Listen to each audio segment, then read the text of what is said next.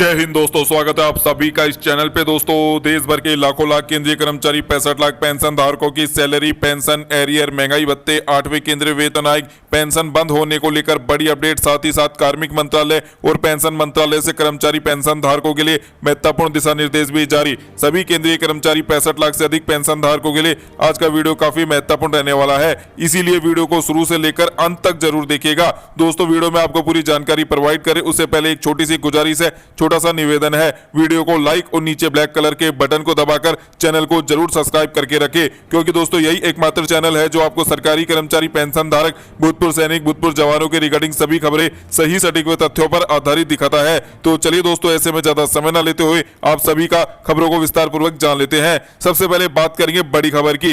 विधायक पेंशन पर राजस्थान हाईकोर्ट में बड़ी सुनवाई। सबसे बड़ी खबर राजस्थान से है। राजस्थान हाईकोर्ट में एक याचिका पर सुनवाई चल रही है, जिसमें सवाल उठाया गया है कि जब विधायक सामान्य सरकारी कर्मचारी की तरह नियमित सेवा नहीं देते और सेवा निवृत्ति भी उन्हें नहीं मिलती है, तो उन्हें आजीवन पेंशन क्यों दी जाती है। याचिका में कहा गया है कि सरकारी कर्मचारियों को वर्षों की सेवा के बाद पेंशन मिलती है, जबकि जनप्रतिनिधियों की पेंशन का ढांचा अलग है। अदालत में भी इस व्यवस्था की वैधता पर बहस हो रही है।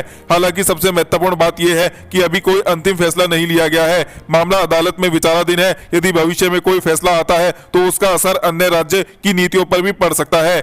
वहीं पर दोस्तों, क्या आपको लगता है विधायकों को पेंशन दी जानी चाहिए? यदि पेंशन दी जानी चाहिए तो किस आधार पर दी जानी चाहिए? क्या उनकी कोई सर्विस उनकी कोई निर्धारित की जानी चाहिए कि इतने साल तक सेवा करने के बाद ही, जन सेवा करने के बाद ही आपको पेंशन का फायदा दिया जाएगा? क्या विधायकों की पेंशन सही में तर्कसंगत है या तर्कसंगतहीन है?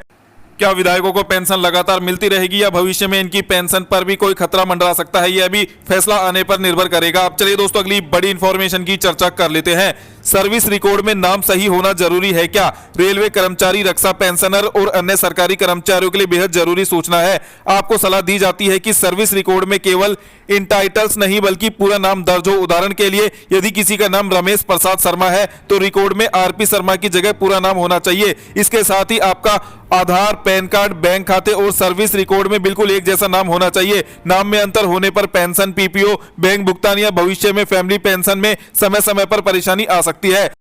हाल ही में कार्मिक मंत्रालय और पेंशन मंत्रालय ने महत्वपूर्ण दिशा निर्देश इसी को लेकर जारी किए हैं। अपने नाम को सही तरीके से दर्ज कराएं। हर डॉक्यूमेंट्स में आपका नाम एक जैसा होना चाहिए। अब चलिए दोस्तों, अगली बड़ी इंफॉर्मेशन की चर्चा कर लेते हैं। एनपीएस पर सरकार का संसद में जवाब निकलकर आया सामने। राष्ट्रीय पेंशन प्रणाली एनपीएस को लेकर संसद में सवाल पूछा गया कि कर्मचारियों के वेतन से कटने वाला योगदान क्या बाद में अलग से वापस मिलेगा? सरकार ने स्पष्ट किया कि कर्मचारी और सरकार दोनों का योगदान मिलाकर एक पेंशन कॉर्पस बनता है। सेवानिवृत्त के समय लागू नियमों के अनुसार राशि और पेंशन का लाभ दिया जाता है। यह योगदान अलग से वापस करने का कोई भी प्रावधान नहीं बताया गया है। इस मुद्दे पर कर्मचारी संगठनों की ओर से अलग अलग राय बनी हुई है और भविष्य में इस पर चर्चा जारी रहने की भी संभावना है। अब देखना है कि आने वाले समय में इस पूरे मामले को लेकर क्या निकलकर सामने आता है। चलिए दोस्तों, अब अगली बड़ी इंफॉर्मेशन की चर्चा कर लेते हैं। जुलाई 2026 से डीए-डीआर अपडेट को लेकर बड़ी अपडेट है। महंगाई भत्ते को लेकर कई तरह की खबरें सामने आ रही हैं। कुछ रिपोर्ट में 64% डीए-डीआर का दावा किया गया है, जबकि कुछ में 63% डीए-डीआर का दावा किया गया है। अंतिम प्रतिशत आधिकारिक आंकड़ों और सरकार की घोषणा के बाद ही तय माना जाएगा। इसलिए किसी भी अनौपचारिक दावे पर भरोसा करने से पहले सरकारी आदेश का इंतजार करना जरूरी है। दोस्तों, केंद्रीय कर्मचारी पेंशन धारकों के लिए 1 जुलाई 2026 से महंगाई भत्ता, महंगाई राहत एक बार फिर बदलने वाला है। आपकी जानकारी के लिए बता दें कि महंगाई भत्ता और महंगाई राहत का आंकड़ा कितने प्रतिशत बढ़ेगा, यह पिछले 6 महीनों के उपभोक्ता मूल्य सूचकांक के आंकड़ों पर निर्भर करता है। जनवरी, फरवरी, मार्च, अप्रैल, मई, जून, कुल मिलाकर 5 महीनों के उपभोक्ता मूल्य सूचकांक के आंकड़े जारी किए जा चुके हैं। इन 5 महीनों के आंकड़े जारी हो जाने के बाद महंगाई भत्ते, महंगाई राहत में लगभग 3% का उछाल संभव दिखाई देता है। तो ऐसे में 1 जुलाई 2026 से आपके मौजूदा महंगाई भत्ते, महंगाई राहत में 3% का इजाफा और देखने को मिलेगा। तो दोस्तों, ऐसे में सबसे बड़ा सवाल है कि 1 जुलाई 2026 से महंगाई भत्ता, महंगाई राहत 3% बढ़ जाएगा तो उसका सैलरी पेंशन में असर कब से देखने को मिलेगा? आपकी जानकारी के लिए बता दें कि जो महंगाई भत्ता जुलाई 2026 में बढ़ेगा, उसका फायदा आपको अक्टूबर महीने की सैलरी पेंशन से देखने को मिलेगा। आपको बताते चले कि अक्टूबर महीने में ही केंद्र सरकार जुलाई में बढ़ने वाले महंगाई भत्ते, महंगाई राहत को कैबिनेट बैठक में मंजूरी देती है, जिसके बाद आपकी अक्टूबर महीने की सैलरी पेंशन बढ़े हुए महंगाई भत्ते और महंगाई राहत डीए-डीआर के साथ भुगतान करके दी जाती है। और साथ में आपको जुलाई, अगस्त, सितंबर कुल मिलाकर 3 महीने का का जो एरियर बनेगा आपका बढ़े हुए महंगाई भत्ते और महंगाई राहत का, वो भुगतान भी आपको अक्टूबर महीने की सैलरी पेंशन के साथ एक मुश्त करके दे दिया जाता है। तो ऐसे में अक्टूबर महीने की सैलरी पेंशन का आपको इंतजार करना पड़ेगा जब आपको बढ़े हुए डीए-डीआर के साथ सैलरी पेंशन का भुगतान किया जाएगा।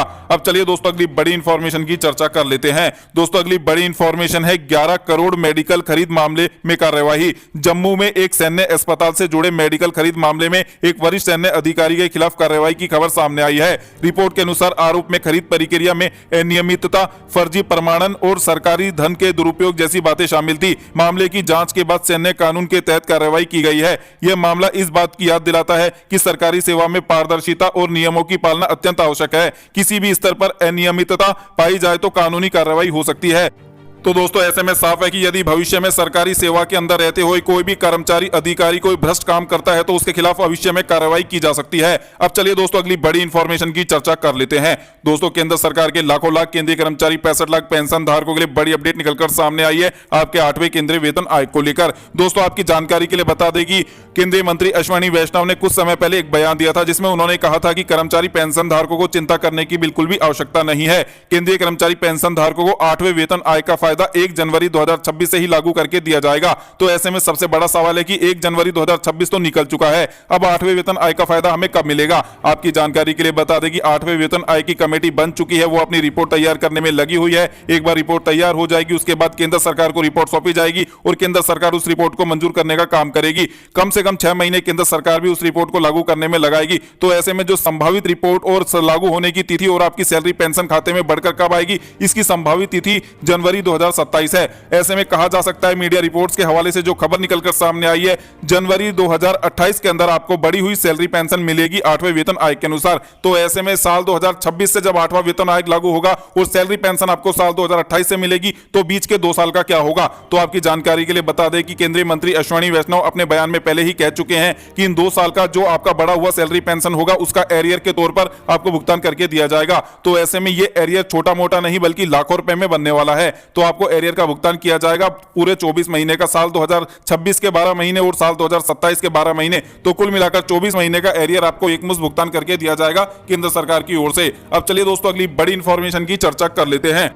दोस्तों 8वें वेतन आयोग में पेंशन धारकों की कौन कौन सी मांगे मंजूर हो सकती है, इसको लेकर बड़ा अपडेट निकलकर सामने आया है। गोपनीय सूत्रों के हवाले से दावा देखने को मिला है जिसमें उन्होंने बताया है कि कम्यूटेशन रिकवरी की अवधि को कम किए जाने को लेकर भी विचार विमर्श जारी है। इसके साथ ही बताया गया है पेंशन को अंतिम हरित वेतन का 50% से बढ़ाकर 15% इजाफे के साथ 65% करने की संभावनाओं पर भी विचार विमर्श किया जा रहा है। इसके साथ ही बताया गया है कि महंगाई भत्ते महंगाई राहत के वर्तमान फॉर्मूले में बदलाव को लेकर भी चर्चा जारी है। बताया जा रहा है कि महंगाई भत्ते महंगाई राहत के फॉर्मूले में इस तरीके से तब्दीली लाई जाएगी जिसके चलते कर्मचारी पेंशन धारकों को बाजार की वास्तविक महंगाई के अनुरूप ही राहत मिल सके। अभी देखने में आता है कि महंगाई भत्ता महंगाई राहत केवल 2 या 3% ही बढ़ पाता है, जबकि बाजार की वास्तविक महंगाई तीव्र गति से बढ़ती है, जिसके साथ महंगाई भत्ता महंगाई राहत महंगाई के साथ तालमेल नहीं बैठा पाता है और कर्मचारी पेंशन धारकों का उच्च जीवन स्तर जो होना चाहिए वो निम्न स्तर पर ही आ जाता है। तो ऐसे में आने वाले समय में महंगाई भत्ते महंगाई राहत के फॉर्मूले में बदलाव देखने को मिल सकता है। इसी के साथ फिक्स्ड मेडिकल अलाउंस में भी आपको बड़ा बदलाव देखने को मिल सकता है। 1000 रुपए का फिक्स्ड मेडिकल अलाउंस 3000 रुपए या फिर 4000 रुपए तक पहुंचाया जा सकता है।